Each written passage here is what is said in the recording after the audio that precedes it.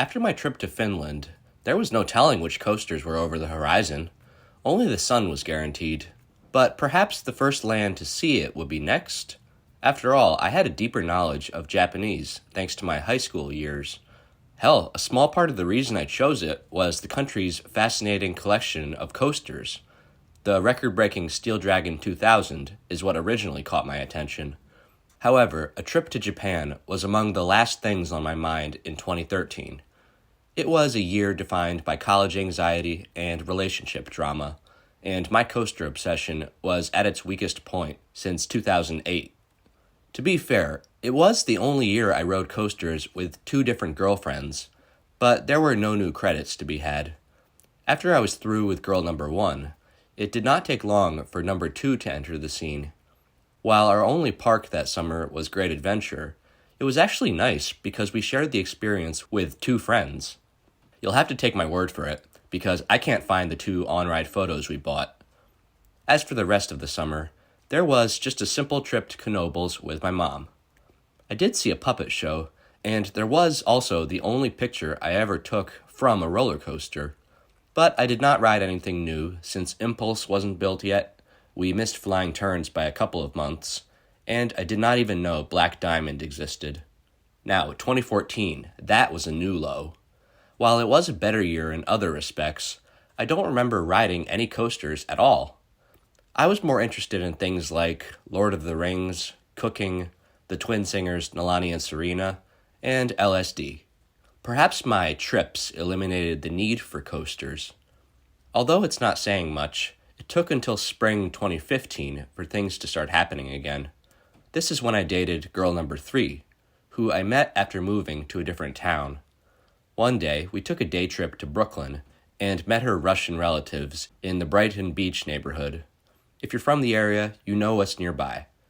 Number 3 was more than happy to check out Coney Island, which I omitted from part 1 so that I could tie it into this. I fondly remember our ride on the Cyclone, thanks to the comfy seating and lack of seat dividers. Something about it is perfect for dates, and this would not be the last one. I actually first rode the Cyclone in 2009, so there were no new surprises in 2015. I could never get enough of the awesome blend of forces on this classic coaster. Even after I picked up Coney Island's other credits that day, Cyclone was the only one we wanted to re-ride. Otherwise, there were a couple of solo trips that summer, like my return to Dorney Park, where I finally tried Talon, and unknowingly got a rare credit on Stinger. Plus, I finally drove to Wildwood and rode their other major coasters. For old time's sake, I even posted a few reviews on Theme Park Critic, just under a different name, a much cooler one. While 2015 was certainly an improvement over the last 2 years, I was still not as committed as I used to be, and 2016 was a reminder of this. On the other hand, this was the year I went skydiving, which is really the equivalent of 3 roller coasters. But the only park I remember is Great Adventure, where I did ride their new 4D free spin. This design was still a novel concept back then, and I was expecting like a dozen flips. Instead, the coaster flipped me the bird and only gave me 2. I remember when it was called Total Mayhem and being really disappointed with the re-theme, but I guess the old name would have been false advertising. That year, the real action was on the internet, because I was starting to watch more enthusiasts on YouTube. When I was a teen, this community was not quite the same, and if I watched anything at all, it was always POV videos. Coaster Force and Theme Park Review led the way, although I eventually settled on the latter. A lot of people don't care for Rob Alvey and his commentary, but after I watched him ride Intimidator 305, he was good for a laugh once in a while. Nowadays, I especially like it when he rides those janky Asian coasters. But back to 2016, the Coaster Parody series was my first experience with Coaster Studios, and although I admittedly have not watched it in a while, it was a big influence on my future content. When I'm not happy with a coaster, I still love to say, "Shoulda gotten a B&M." But nowadays, Taylor Bybee is one of the foremost coaster enthusiasts on this website, and whenever something noteworthy happens, his commentary is never far behind. Plus, the difference between his old and new reviews is night and day. Now that they're posted less frequently, they're even more exciting. Oh, and the guy also made a documentary, but I'm sure you already know that. It was partially thanks to this channel that I was back in business in 2017. There remained some pretty significant coasters in the region, but these were in areas my parents were less likely to traverse when I was younger. The first park I crossed off my list was America's oldest, Lake Compounce, a 3-hour drive that would probably be my limit for a day trip. Overall, my initial visit was pleasant, but I've had almost a love-hate relationship with this place. My first ride on Boulder Dash was underwhelming and offered barely any airtime. Whatever the problem was, I was not about to wait in line again and find out. Phobia Fear Coaster was the victor that day. But to make matters worse, Boulder Dash was not even open on my second trip 3 years later. Thankfully, the coaster would later redeem itself after a backseat ride, and now it sits comfortably in my top 25. But what about the park's other wooden coaster? Don't worry, we'll get to that. I always saw Kennywood as a sort of Shangri-La for coaster enthusiasts, yet the only time I got close to it was on the way to Cedar Point. It was the most overdue park on my 2017 bucket list, so for the first time, I took that long drive across Pennsylvania, the big wedge between us and the Midwest. While the lines were massive, so was my determination, because these were coasters from my childhood books. I was so happy to experience the second drop on Phantom's Revenge that I actually screamed a little bit. Meanwhile, you would think I'd remember the single rider policy on the Thunderbolt, but I guess I was too high on thrills. Fortunately, I lucked out in the station, where they found me another single rider.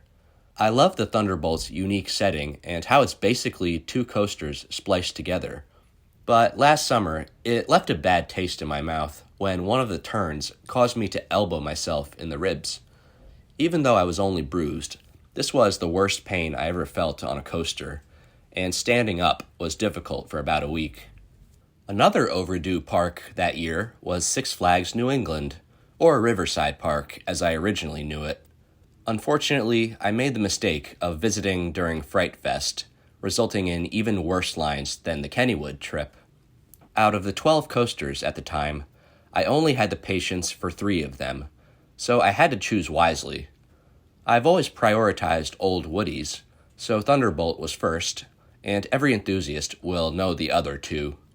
Superman the Ride was always one of those legendary hypercoasters people would compare to Millennium Force, and they sit right next to each other in my rankings. Clearly Superman has a world-class layout, but I was not expecting the newer restraints, resulting in quite a buzzkill. The real winner that day was Wicked Cyclone, the first RMC I ever rode. Yeah, after the first drop, I started to believe the hype surrounding that company. I can only imagine my reaction if they got started 10 years earlier. As for Wicked Cyclone, it's been in my top 10 ever since I started ranking coasters. For 2017, there wasn't supposed to be a trio of new parks. Shortly after Six Flags, I thought, why not squeeze in King's Dominion at the end of the month? This was a park I used to hear about from some of my relatives down south, and I remember being fascinated by Hypersonic XLC. That one was torn down a decade earlier, but I was still left with a dozen other coasters, and it seemed like the perfect ending for a good year. I drove all the way down to a cheap motel near the park, checked into my room, and decided to look up the park hours. That's when I made the shocking realization that King's Dominion would not be open. Up until that point, I somehow misinterpreted the schedule. Totally crestfallen with nothing to do that night, I promptly voiced my frustration on Facebook. Notice how I was still not comfortable mentioning coasters. Perhaps this mishap had an effect on me, because the following year is when the Coaster Enthusiast returned in full. 2018 was when credit counting became a key aspect of my park trips, and for the first time, I kept a record of all my credits. Coaster Count is the site I've used ever since. It's not perfect, since it won't let me count the kiddie coaster at Playland, but still, it's always exciting to log in after a new park and watch my numbers go up. Now, credit counting is a bit divisive in the coaster community, sometimes being dismissed as a sterile practice that reduces the park experience to simple numbers. Maybe that's true for certain people, but for me, credit counting is an enhancement, since it can sometimes guide me towards potentially surprising coasters I would not have ridden otherwise. True, it can still be embarrassing to wait for a kiddie coaster, but that only means I get a sense of accomplishment when I'm done. This was true for a couple of children's parks I visited that year. Technically, Sesame Place was not new to me, since my parents took me there with George long ago. But now it was time to quickly grab the credits and leave. After all, I was all by myself with no kids. However, I eventually found myself exploring the whole place and admiring the wholesome atmosphere compared to a place like Great Adventure. Plus, Oscar's Wacky Taxi gave me a reason to stay even longer, because this quickly became one of my favorite family coasters, with its hilarious theming and punchy elements. Later that summer, I also checked out Dutch Wonderland, a beautiful park that makes me excited to have kids of my own. Again, I did not leave as quickly as I thought, although this is partially due to the lines. None of the coasters hold a candle to Oscar's Wacky Taxi, but the park at least has quantity on its side. Around this time, I crossed the last great Jersey Shore park off my list. Actually, Playland's Castaway Cove didn't originally strike me as a great park. For the longest time, its most thrilling coaster was a pathetic looper from Pinfari. But in 2018, things were different, thanks to a unique launch coaster from S&S. Gale Force was a coaster I severely underestimated, since I always assumed there was some kind of limit to how intense the Jersey Shore coasters can be. Instead, this one knocked my socks off with its powerful airtime and quick directional changes. I was lucky to visit when I did, because the coaster just had all its track replaced for a more comfortable experience. Aside from Gale Force, I was mildly impressed with Wild Waves, since it's almost a spiritual successor to Starjet. Not to mention, I had just as much fun wandering up and down the boardwalk. In 2021, I had my best Ocean City experience since I was accompanied by my twin friends. Highlights included the extra lap on Gale Force and some delicious deep-fried pasta. A major new Six Flags park that year was apparently one of the worst. Even though I was an enthusiast again, I did not realize Six Flags America had a reputation. While I knew that other parks in the chain had better coaster lineups, it was also clear that many Americans would love to have these coasters at their home parks. Furthermore, I simply don't recall any major issues with my 2018 visit. Maybe I just didn't do enough to notice anything. Batwing was closed, but for a high-tech ride like that, it was understandable. Otherwise, I was able to ride every major coaster. I got several laps on Superman and Wild One, the latter having one of the most interesting histories of any coaster. It must be quite an honor to have the oldest coaster in the Six Flags chain. But if one thing defined 2018 for me, it was my first successful trip to King's Dominion. I was swimming in credits. At the time, it was the most I ever got in a single day. It was nice to ride some coasters I'd known about since childhood, even though one of them had just given its last rides. But it was clearly the newer ones that would steal the show. I knew Intimidator 305 as the twisty coaster thanks to Theme Park Review. But during my first ride, I was pretty quiet in comparison. I had never grayed out so completely on a coaster, and even after that, there was so much going on that I couldn't catch my breath. Apparently it's a one and done for most guests, but I rode at least 3 times that day, since we don't have anything like it at Great Adventure.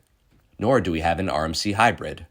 Twisted Timbers was my second ride of this type, and it was just as addictive as the last one. I didn't gray out this time.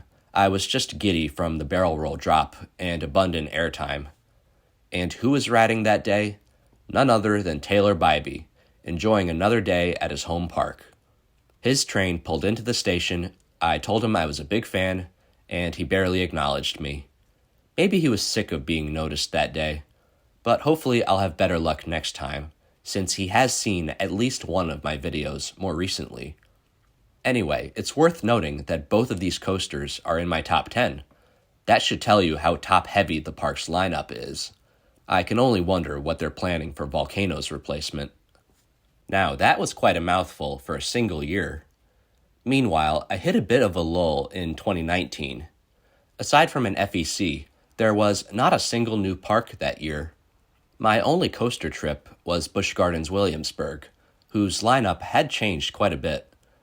This is when I rode Griffin, my first dive coaster, plus the elaborately themed Verbolten. While Loch Ness Monster was just as good as I remembered, I actually had more fun taking this picture in the spot where I posed 14 years earlier. There are few coasters that make for a better selfie. When I showed these to Facebook, the caption said, "Not much has changed," signifying that I had fully embraced the enthusiast in me. That may not have been a great year for riding coasters, but there was at least some developments on the internets later in the fall. The YouTube algorithm showed me a video featuring the Coaster Idiots, a confederacy of young, humorous enthusiasts led by New Jersey native El Toro Ryan. I was quickly addicted to this series thanks to its running gags and plentiful memes. Truly, it was revitalizing the spirit of YouTube coaster humor that got its start with the aforementioned Coaster Parody series. Nowadays, El Toro Ryan is better known for his analytical videos, especially his Problematic Coaster series.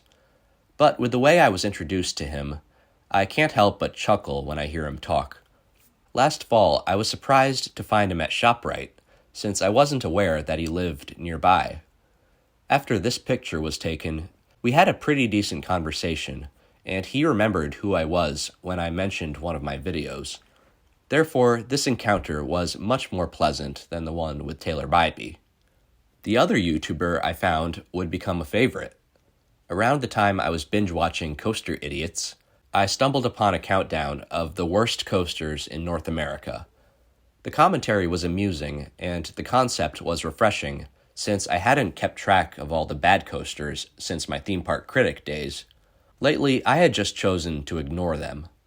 This was my first exposure to Airtime Thrills, a very active channel with all sorts of vlogs, countdowns, and predictions, plus a few series like Prime Ride Time and Buy or Sell.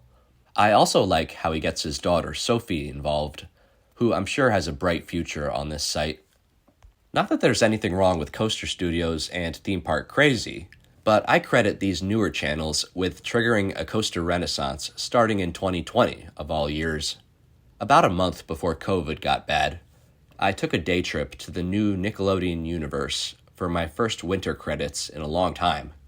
Because of a recent Airtime Thrills review, I was all fired up to ride TMNT Shellraiser.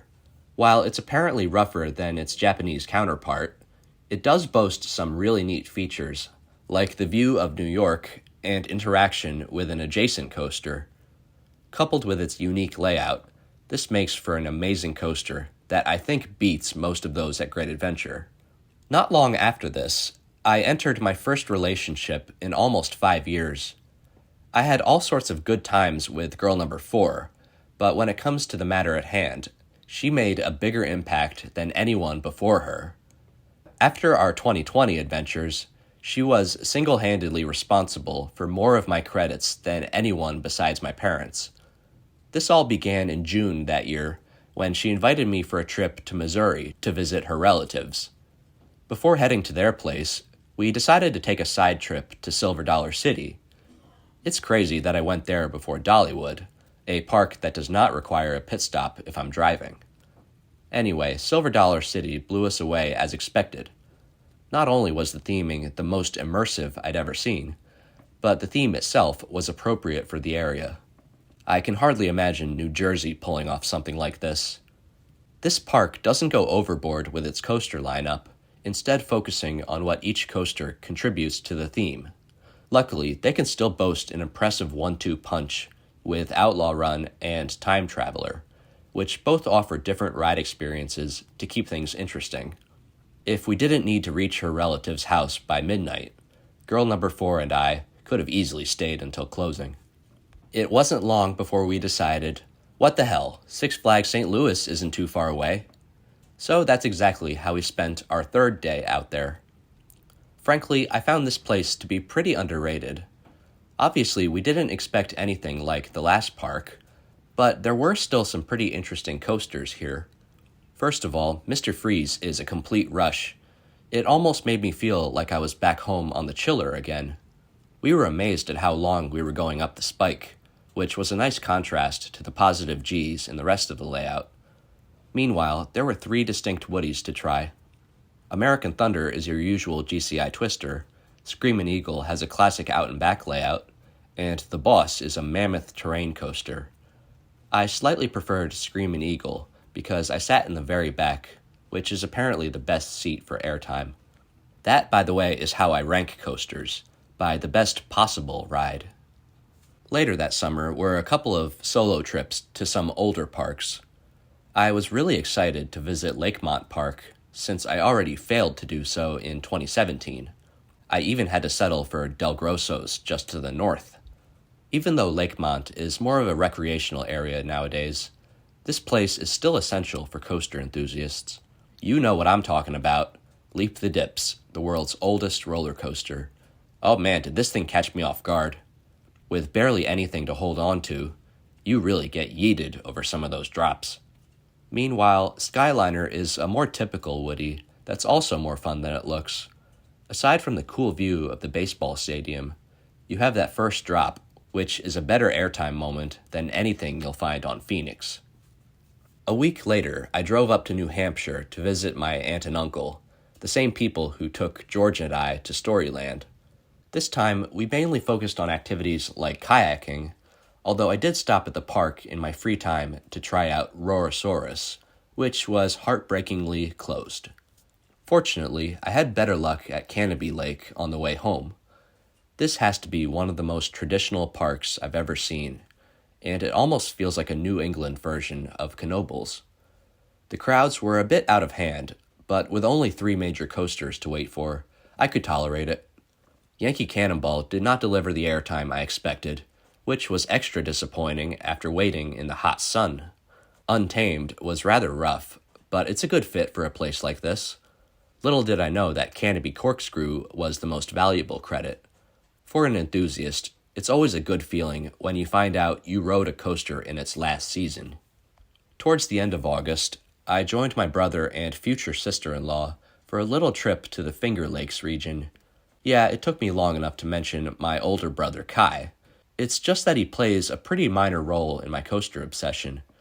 However, the 3 of us did try the mountain coaster at the Greek Peak Resort. Kai was excited enough to bring a GoPro on board, which means he made his first coaster POV before I did. Anyway, this was my first mountain coaster credit, and I would pick up 2 more in the years ahead. But it was during this small trip when I suddenly found out about my next big trip. Girl number 4 revealed her plan for my birthday. We would fly down to Florida and spend 4 nights at the Universal Orlando Resort. I could not believe her generosity. Not even my parents gave presents like this. Furthermore, I didn't think I'd get any Florida credits until I had kids. Well, I did not think I deserved it, but once we arrived at the hotel, I put my worries to rest for the time being. The water taxi was a little strange at first, since I was used to long walks before entering the park. But on our first day, we got on the Incredible Hulk, a fairly unique looper that I expected to be the best, yet it did not even come in second. Of course, this place is not all about coasters. Overall, we actually spent more time on the other stuff, my favorites being the Spider-Man, Skull Island, and Simpsons rides.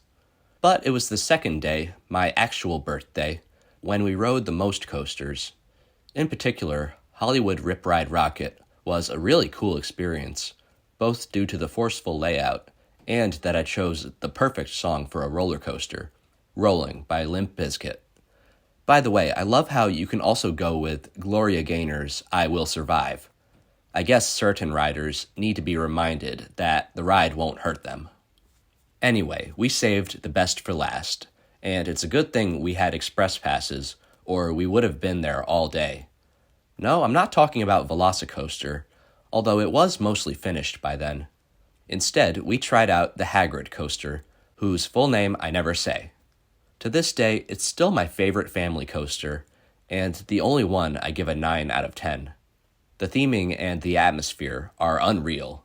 That's what most of the points are for, although the layout has a few surprises that complete the experience.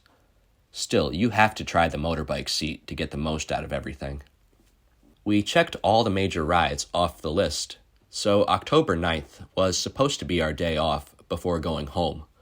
However, I knew there were still 3 other coasters within walking distance. Yeah, I'm talking about Fun Spot.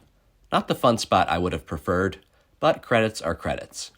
This experience was quite the opposite of Universal, due to the basic ride lineup and minimal crowds.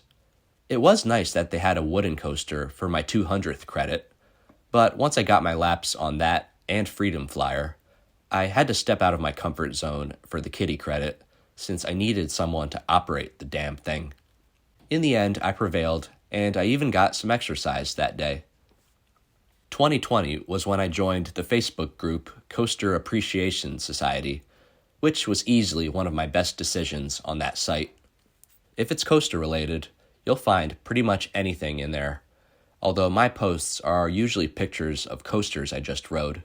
Well, except for my first post, where I complained about Rorosaurus being closed.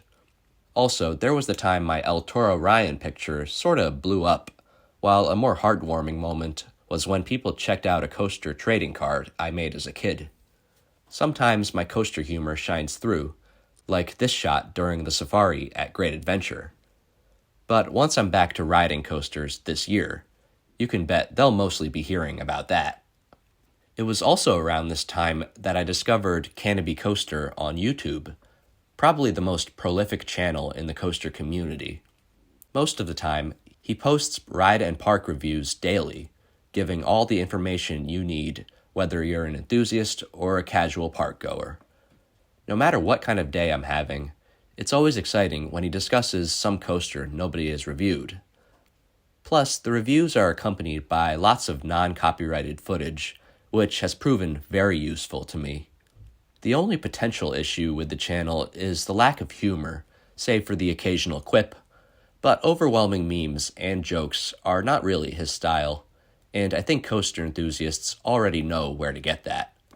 For one thing, they have my channel. My coaster videos date all the way back to October 2020, a time when I was more focused on my Jandeck videos. After learning a few tricks with my video software, I took my first stab at a YouTube poop. I was really surprised that none of the big coaster channels seemed to be featured in this kind of video, so I thought I'd be the change I wanted to see in the world. By the way, Gandhi did not actually say that. I started with a simple parody of Coaster Studios, where instead of hating the Big Apple coaster, he's a big fan. So I think, long story short, if you've ridden tons of roller coasters, you'll probably get off this thing and say, this thing is insane. It's just a mish of weird elements, but it actually does a decent job at theming. I mean, the train is at Burger King. While I was happy with the finished product, my next YouTube poop would be the first popular one, this time featuring Airtime Thrills. From there, 2021 would become my most successful year on YouTube, and it was such a huge ego boost to know that thousands of people were laughing at my jokes. Flashback. When I first started getting into coasters and going to Magic Mountain back in 2000, Flashback would always taunt me because it was rude. This ride was a jerk. On September 7th of 2006, the park announced that they would be adding a multi-launching roller coaster, or more accurately called a McDonald's Onion Nugget. Moving on to the ride lineup, the park currently features 10 different clones. In fact, 7 of the park's 10 clones are Batman the Ride. Now we have 5 coasters that I think could totally come to Canada's Wonderland. RMC SLC, RMC Velocicoaster, RMC Wicked Twister, RMC Goliath, RMC Harry Potter. Why do I think this could happen? I don't know.